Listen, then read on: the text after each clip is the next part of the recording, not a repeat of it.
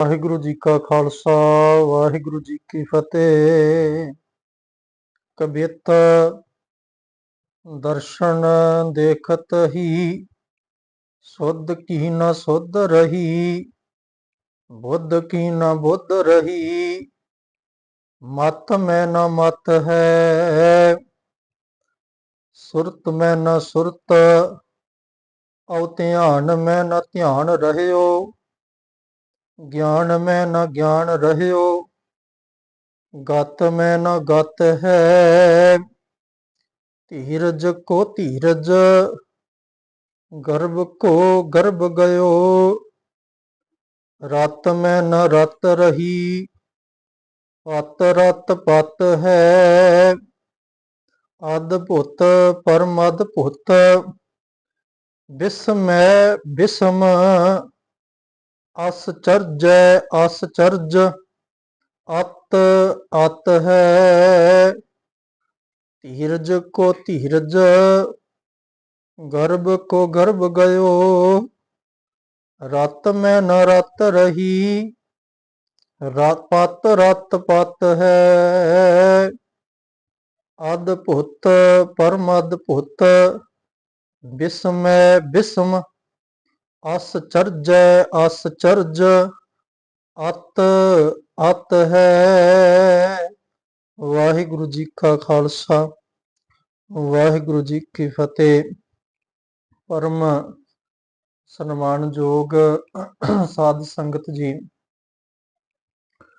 ਸਨਮਾਨਯੋਗ ਭਾਈ ਸਾਹਿਬ ਭਾਈ ਗੁਰਦਾਸ ਜੀ, ਇਸ ਕਵਿਤ ਦੇ ਵਿੱਚ ਗੁਰੂ ਜੀ ਦੇ ਸਤਿਗੁਰੂ ਜੀ ਦੇ ਸਰਗੁਣ ਸਰੂਪ ਦੇ ਦਰਸ਼ਨਾਂ ਦੀ ਮਹਿਮਾ ਬਿਆਨ ਕਰ ਰਹੇ ਨੇ। ਇਸ ਤੋਂ ਪਿੱਛੇ ਜੋ 8 ਸੰਤ ਨੇ, ਜਿਨ੍ਹਾਂ ਦੇ ਨਾਲ ਨਾਲ ਇੱਕ ਇੱਕ ਸੋਰਠਾ ਔਰ ਇੱਕ ਇੱਕ ਦੋਹਰਾ ਹੈ। ਇੱਕ ਸੋਰਠਾ, ਇੱਕ ਦੋਹਰਾ, ਇੱਕ ਸੰਤ, ਇਹਨਾਂ ਦੀ ਗਿਣਤੀ ਭਾਈ ਜੀ ਨੇ ਇੱਕ ਹੀ ਲਿਖੀ ਹੈ। ਇਹ ਜਿਹੜਾ ਕਵਿਤ ਹੈ, ਇਹਦੇ ਅਖੀਰ ਦੇ ਵਿੱਚ ਭਾਈ ਸਾਹਿਬ ਜੀ ਨੇ 9 ਅੰਕ ਪਾਇਆ ਹੈ, ਜਿਸ ਦਾ ਭਾਵ ਹੈ ਕਿ ਜਿਹੜੇ ਪਿੱਛੇ ਸੋਰਠਾ ਤੇ ਦੋਹਰਾ ਤੇ ਸੰਤ ਨੇ, ਉਹ ਤਿੰਨਾਂ ਦੀ ਗਿਣਤੀ ਇੱਕ ਹੀ ਭਾਈ ਸਾਹਿਬ ਜੀ ਨੇ ਕੀਤੀ ਹੈ। ਸੋ ਇਸ ਤੋਂ ਅੱਗੇ ਜਿਹੜਾ 9 ਨੰਬਰ ਕਵਿਤ ਹੈ, ਉਹਦਾ ਪਾਠ ਆਪ ਜੀ ਨੇ ਸਰਵਣ ਕੀਤਾ ਹੈ। ਭਾਈ ਸਾਹਿਬ ਭਾਈ ਗੁਰਦਾਸ ਜੀ ਕਹਿੰਦੇ ਨੇ, ਦਰਸ਼ਨ ਦੇਖਤ ਹੀ, ਸਤਿਗੁਰੂ ਜੀ ਦੇ ਦਰਸ਼ਨ ਕਰਦਿਆਂ ਹੀ, ਸੁਧ ਕੀ ਨਾ ਸੁਧ ਰਹੀ। ਸੁਧ ਦਾ ਅਰਥ ਹੈ ਚੇਤਨ ਸ਼ਕਤੀ, ਚੇਤਨ ਸੱਤਾ। ਕਹਿੰਦੇ ਜਿਹੜੀ ਚੇਤਨ ਸੱਤਾ ਸੀ, ਚੇਤਨ ਸ਼ਕਤੀ ਸੀ, ਉਹਦੇ ਵਿੱਚੋਂ ਚੇਤਨਾ ਜਾਂਦੀ ਰਹੀ। ਭਾਵ ਜਿਹੜੀ ਆਪਣੀ ਚੇਤਨ ਸੱਤਾ ਸੀ, ਇੱਕ ਤੇ ਉਹ ਚੇਤਨ ਸੱਤਾ ਹੈ ਜਿਹੜੀ ਗੁਰੂ ਬਖਸ਼ਦਾ ਹੈ, ਜਿਹੜੀ ਬ੍ਰਹਮ ਦੀ ਅਕਾਲ ਪੁਰਖ ਦੀ ਚੇਤਨਤਾ ਹੈ। ਇਹ ਆਪਣੀ ਨਿੱਜੀ ਜਿਹੜੀ ਚੇਤਨ ਸੱਤਾ ਸੀ, ਜਿਹੜੀ ਬੰਦੇ ਦੇ ਮਨੁੱਖੀ ਮਨ ਦੀ ਜਿਹੜੀ ਚੇਤਨ ਸੱਤਾ ਸੀ, ਕਹਿੰਦੇ ਉਹ ਚੇਤਨ ਸੱਤਾ ਜਾਂਦੀ ਰਹੀ। ਦਰਸ਼ਨ ਦੇਖਤ ਹੀ ਸੁਧ ਕੀ ਨਾ ਸੁਧ ਰਹੀ। ਚੇਤਨ ਸੱਤਾ ਦੀ ਚੇਤਨ ਸੱਤਾ ਖਤਮ ਹੋ ਗਈ। ਬੁੱਧ ਕੀ ਨਾ ਬੁੱਧ ਰਹੀ। ਬੁੱਧ ਕਹਿੰਦੇ ਨੇ ਕਿਸੇ ਚੀਜ਼ ਨੂੰ ਬੁੱਝਣ ਦੀ ਸ਼ਕਤੀ। ਜਿਵੇਂ ਮਨ ਚਿੱਤ ਬੁੱਧ ਦਾ ਜ਼ਿਕਰ ਅਸੀਂ ਕਰਦੇ ਹਾਂ ਨਾ, ਕਿ ਬੁੱਧੀ ਇਹ ਕੰਮ ਕਰਦੀ ਹੈ ਕਿ ਜਿਹੜੇ ਸਾਡੇ ਮਨ ਦੇ ਫੁਰਨੇ ਨੇ, ਉਹਨਾਂ ਨੂੰ ਸਮਝਦੀ ਹੈ, ਵਿਚਾਰਦੀ ਹੈ ਕਿ ਇਹ ਜਿਹੜਾ ਇਹਦੇ ਮਨ ਵਿੱਚ ਫੁਰਨਾ ਆਇਆ ਹੈ, ਇਹਦੇ ਅਨੁਸਾਰ ਕਰਮ ਕਰਨਾ ਚਾਹੀਦਾ ਕਿ ਨਹੀਂ ਕਰਨਾ ਚਾਹੀਦਾ।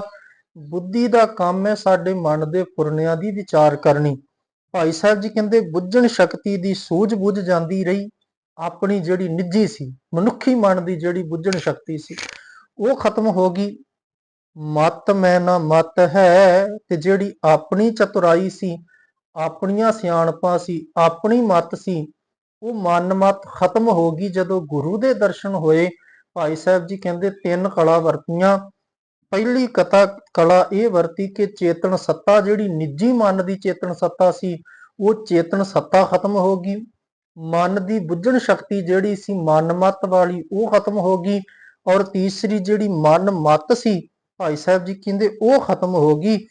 ਗੁਰੂ ਦੇ ਦਰਸ਼ਨ ਕੀਤਿਆਂ ਆਪਣੀ ਸਹੇੜੀ ਬੁੱਧ ਸੁੱਧ ਚਤੁਰਾਈ ਸਿਆਣਪ ਸਭ ਕੁਝ ਖਤਮ ਹੋ ਗਿਆ। ਕਿਉਂਕਿ ਗੁਰੂ ਗ੍ਰੰਥ ਸਾਹਿਬ ਜੀ ਤੇ ਇੱਕ ਵਚਨ ਕਹਿੰਦੇ ਨੇ ਕਿ ਸੱਸਾ ਸਿਆਨ ਪਛਾੜ ਧਿਆਨਾ, ਹਿਕਮਤ ਹੁਕਮ ਨਾ ਪ੍ਰਭ ਪਤਿਆਨਾ, ਸਹਸ ਭਾਤ ਕਰਹਿ ਚਤੁਰਾਈ, ਸੰਗ ਤੁਹਾਰੈ ਏਕ ਨਾ ਜਾਈ। ਕਿ ਜਿਹੜੇ ਤੇਰੇ ਮਨ ਦੀਆਂ ਚਤੁਰਾਈਆਂ ਸਿਆਣਪਾਂ ਮਨ ਮਤ ਹੈ, ਸਤਿਗੁਰੂ ਜੀ ਕਹਿੰਦੇ ਇਹਨਾਂ ਦੇ ਨਾਲ ਤੇਰਾ ਭਲਾ ਨਹੀਂ ਹੋਣਾ। ਇਸ ਕਰਕੇ ਸੱਸੇ ਸ਼ਬਦ ਦੁਆਰਾ ਗੁਰੂ ਸਾਹਿਬ ਨੇ ਉਪਦੇਸ਼ ਦੇ ਕੇ ਆਖਿਆ, ਆਪਣੇ ਮਨ ਦੀ ਸਿਆਣਪ ਦਾ ਤਿਆਗ ਕਰ।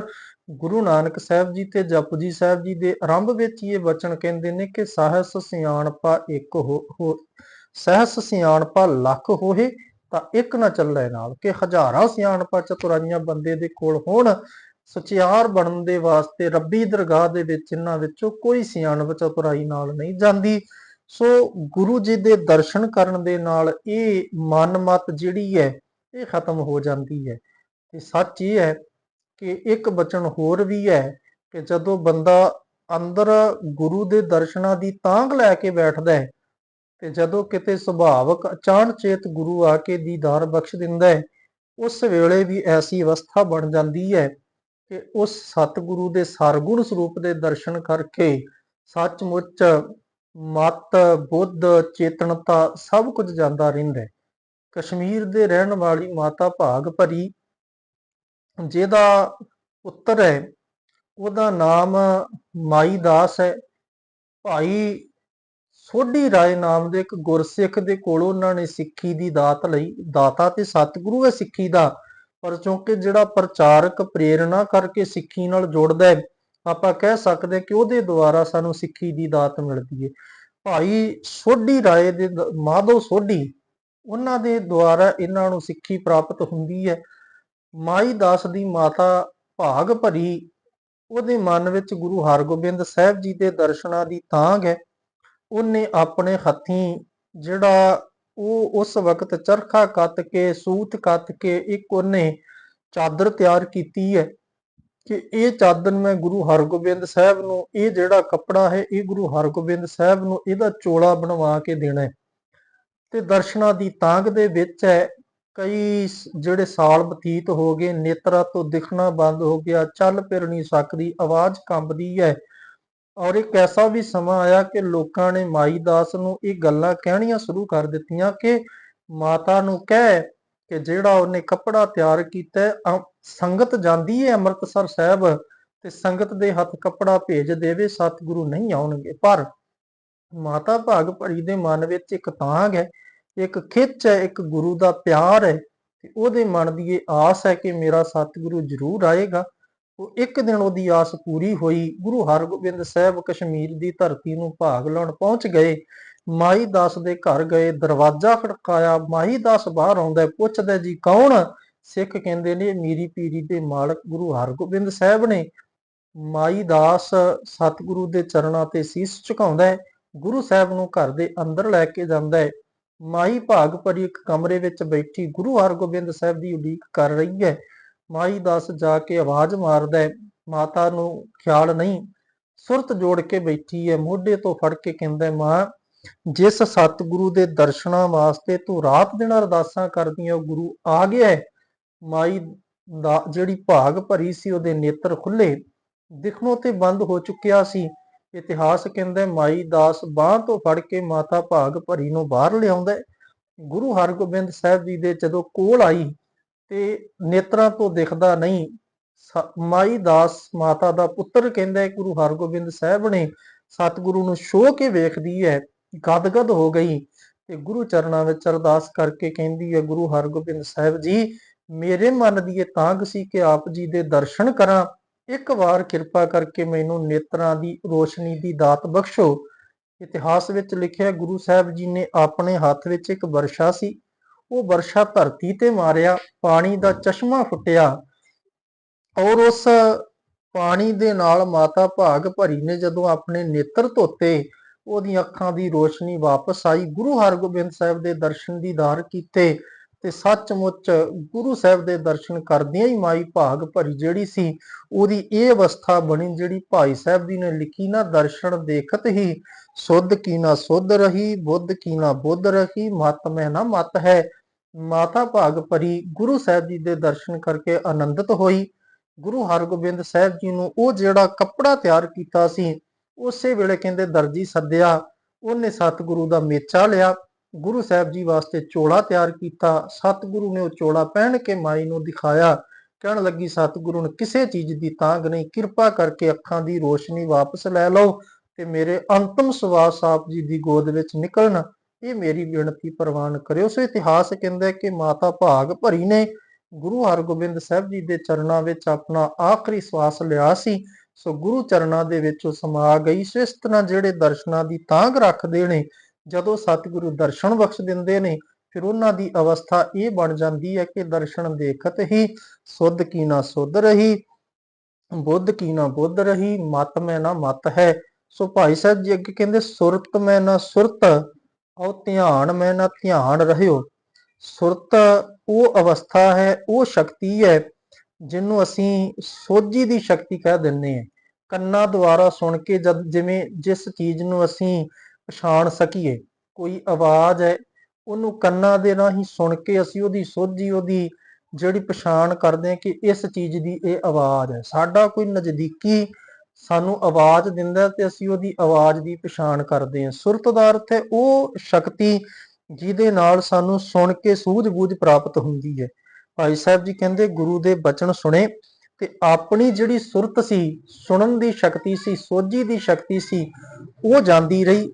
ਧਿਆਨ ਮੈਂ ਨਾ ਧਿਆਨ ਰਹਿਓ, ਖਿਆਲ ਸ਼ਕਤੀ, ਧਿਆਨ ਦੀ ਸ਼ਕਤੀ ਜਿਹੜੀ ਸੀ, ਖਿਆਲ ਸ਼ਕਤੀ ਜਿਹੜੀ ਸੀ, ਉਹ ਵੀ ਖਤਮ ਹੋ ਗਈ।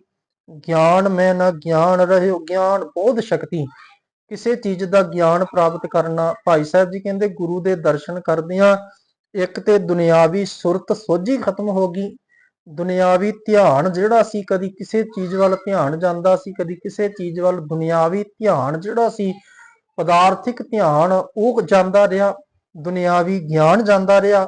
ਗਤ ਮੈਂ ਨਾ ਗਤ ਹੈ, ਤੇ ਭਾਈ ਸਾਹਿਬ ਜੀ ਕਹਿੰਦੇ ਨੇ ਗੱਲ ਦੀ ਤਹਿ ਤੱਕ ਪਹੁੰਚਣਾ। ਗਤ ਦਾ ਅਰਥ ਹੁੰਦਾ ਰੀਤੀ, ਕਿ ਕਿਸੇ ਗੱਲ ਦੀ ਤਹਿ ਤੱਕ ਪਹੁੰਚਣ ਵਾਲੀ ਜਿਹੜੀ ਅਵਸਥਾ ਸੀ, ਕਿ ਦੁਨਿਆਵੀ ਤੌਰ ਤੇ, ਪਦਾਰਥਿਕ ਤੌਰ ਤੇ, ਜਿਹੜਾ ਸੰਸਾਰਿਕ ਤੌਰ ਤੇ ਕਿਸੇ ਗੱਲ ਦੀ ਤਹਿ ਤੱਕ ਜਾਣਾ, ਕਹਿੰਦੇ ਉਹ ਸੋਝੀ ਵੀ ਅੰਦਰੋਂ ਖਤਮ ਹੋ ਗਈ। ਧੀਰਜ ਕੋ ਧੀਰਜ, ਜਿਹੜੀ ਦੁਨਿਆਵੀ ਤੌਰ ਤੇ ਧੀਰਜ ਸੀ ਅੰਦਰ, ਉਹ ਜਾਂਦੀ ਰਹੀ। ਕਿਉਂਕਿ ਜਦੋਂ ਬੰਦੇ ਦੇ ਅੰਦਰ ਦੁਨਿਆਵੀ ਧੀਰਜ ਹੈ ਨਾ, ਸੰਸਾਰਕ ਸਰੀਰਕ ਧੀਰਜ ਜਿੰਨਾ ਜਿਹੜੀ ਬੰਦੇ ਦੇ ਅੰਦਰ ਹੈ, ਇੱਕ ਹੱਦ ਤੱਕ ਬੰਦਾ ਧੀਰਜ ਕਰਦਾ ਹੈ, ਪਰ ਇੱਕ ਸਮਾਂ ਆਉਂਦਾ ਜਦੋਂ ਧੀਰਜ ਚਲੀ ਜਾਂਦੀ ਹੈ ਤੇ ਬੰਦਾ ਕਾਹਲਾ ਪੈ ਜਾਂਦਾ ਹੈ। ਪਰ ਗੁਰੂ ਦੇ ਦਰਸ਼ਨ ਕਰਦਿਆਂ ਉਹ ਦੁਨਿਆਵੀ ਧੀਰਜ ਤੇ ਖਤਮ ਹੋ ਜਾਂਦੀ ਹੈ, ਪਰ ਇੱਕ ਅੰਦਰ ਦੀ ਧੀਰਜ ਐਸੀ ਪੈਦਾ ਹੋ ਜਾਂਦੀ ਹੈ ਕਿ ਜਿਹੜੀ ਬੰਦ-ਬੰਦ ਕੱਟਦਿਆਂ, ਖੋਪਰ ਲੱਥਦਿਆਂ, ਚਰਖੜੀ ਤੇ ਚੜ੍ਹਦਿਆਂ, ਹਰ ਤਰ੍ਹਾਂ ਦੇ ਦੁੱਖ ਤਕਲੀਫਾਂ ਸਹਿੰਦਿਆਂ ਵੀ ਉਹ ਧੀਰਜ ਅੰਦਰੋਂ ਗਵਾਚਦੀ ਨਹੀਂ, ਉਹ ਧੀਰਜ ਅੰਦਰ ਬਣੀ ਰਹਿੰਦੀ ਹੈ। ਸੋ ਦੁਨਿਆਵੀ ਧੀਰਜ ਖਤਮ ਹੋ ਗਈ। ਗਰਭ ਕੋ ਗਰਭ ਗਇਓ, ਗਰਭ ਕਹਿੰਦੇ ਹੰਕਾਰ ਨੂੰ। ਭਾਈ ਸਾਹਿਬ ਜੀ ਕਹਿੰਦੇ ਹੰਕਾਰ ਪੁਣਾ ਜਾਂਦਾ ਰਿਹਾ, ਅੰਦਰ ਦਾ ਹੰਕਾਰ ਖਤਮ ਹੋ ਗਿਆ। ਰਤ ਮੈਂ ਨਾ ਰਤ ਰਹੀ, ਰਤ ਦਾ ਅਰਥ ਹੈ ਪ੍ਰੀਤੀ। ਭਾਈ ਸਾਹਿਬ ਜੀ ਕਹਿੰਦੇ ਜਿਹੜੀ ਦੁਨਿਆਵੀ ਪਦਾਰਥਾਂ ਦੇ ਵਿੱਚ ਪ੍ਰੀਤੀ ਸੀ, ਮਾਇਕੀ ਪਦਾਰਥਾਂ ਦੇ ਵਿੱਚ ਜਿਹੜੀ ਪ੍ਰੀਤੀ ਸੀ, ਉਹ ਪ੍ਰੀਤ ਦੀ ਪ੍ਰੀਤ ਜਾਂਦੀ ਰਹੀ। ਦੁਨਿਆਵੀ ਪਦਾਰਥਾਂ ਦੀ ਪ੍ਰੀਤ ਜਿਹੜੀ ਸੀ, ਉਸ ਪ੍ਰੀਤ ਦੀ ਵੀ ਅੰਦਰ ਇੱਕ ਪ੍ਰੀਤ ਹੁੰਦੀ ਹੈ ਨਾ, ਭਾਈ ਸਾਹਿਬ ਜੀ ਕਹਿੰਦੇ ਉਹ ਪ੍ਰੀਤ ਖਤਮ ਹੋ ਗਈ।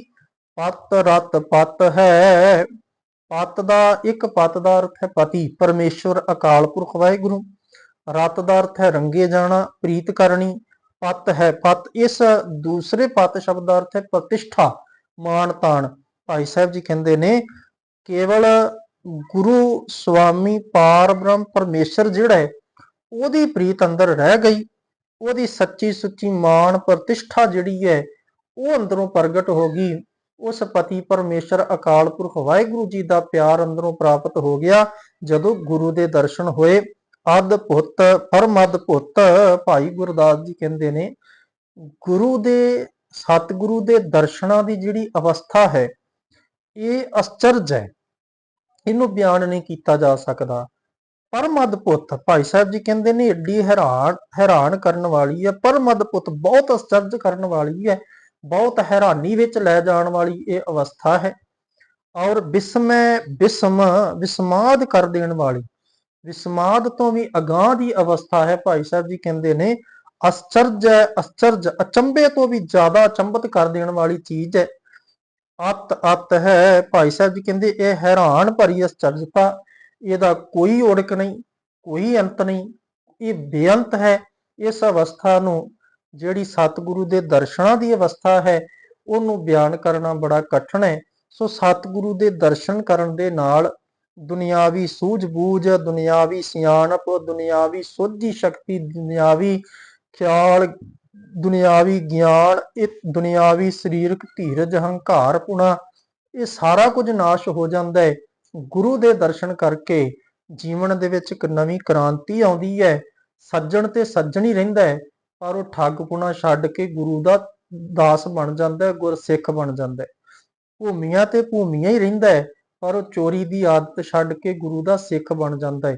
ਕੌਡਾ ਤੇ ਕੌਡਾ ਹੀ ਰਹਿੰਦਾ ਹੈ, ਭਾਈ ਕੌਡਾ ਹੀ ਰਹਿੰਦਾ ਹੈ, ਪਰ ਉਹ ਜਿਹੜੀ ਰਾਖਸ਼ਪੁਣਾ ਤਿਆਗ ਕੇ ਉਹ ਗੁਰੂ ਕਾ ਦਾਸ, ਗੁਰੂ ਕਾ ਸੇਵਕ, ਸੰਤ ਬਣ ਜਾਂਦਾ ਹੈ। ਭਾਈ ਵਿਧੀ ਚੰਦ ਹੈ ਤੇ ਵਿਧੀ ਚੰਦ ਹੀ, ਪਹਿਲਾਂ ਵੀ ਉਹ ਉਸੇ ਸਰੀਰ ਦੇ ਵਿੱਚ ਹੀ ਵਿਚਰਦਾ ਸੀ, ਉਸੇ ਸਰੀਰ ਦੇ ਨਾਲ ਕਰਮ ਕਰਦਾ ਸੀ, ਪਰ ਉਹਦੇ ਕਰਮ ਚੰਗੇ ਨਹੀਂ ਸੀ, ਕੰਮ ਚੰਗੇ ਨਹੀਂ ਸੀ, ਚੋਰੀਆਂ ਕਰਦਾ, ਡਾਕੇ ਮਾਰਦਾ, ਬੁਰੇ ਕਰਮ ਕਰਦਾ ਸੀ। ਪਰ ਗੁਰੂ ਦੇ ਦਰਸ਼ਨ ਕਰਦਿਆਂ ਹੀ ਸੁੱਧ ਕੀ ਨਾ ਸੁੱਧ ਰਹੀ, ਬੁੱਧ ਕੀ ਨਾ ਬੁੱਧ ਰਹੀ, ਮਤ ਮੈਂ ਨਾ ਮਤ ਹੈ। ਜੀਵਨ ਵਿੱਚ ਐਸਾ ਪਲਟਾ ਆ ਗਿਆ ਕਿ ਗੁਰੂ ਹਰਗੋਬਿੰਦ ਸਾਹਿਬ ਗਲ ਨਾਲ ਲਾ ਕੇ ਕਹਿ ਦਿੰਦੇ ਨੇ, ਵਿਧੀ ਚੰਦ ਸ਼ੀਨਾ ਗੁਰੂ ਕਾ ਸੀਨਾ। ਸੋ ਗੁਰੂ ਦੇ ਦਰਸ਼ਨ ਕਰਕੇ ਸਰੀਰ ਨਹੀਂ ਬਦਲਦਾ, ਅੰਦਰ ਦੀ ਅਵਸਥਾ ਸਤਿਗੁਰੂ ਬਦਲ ਦਿੰਦੇ ਨੇ।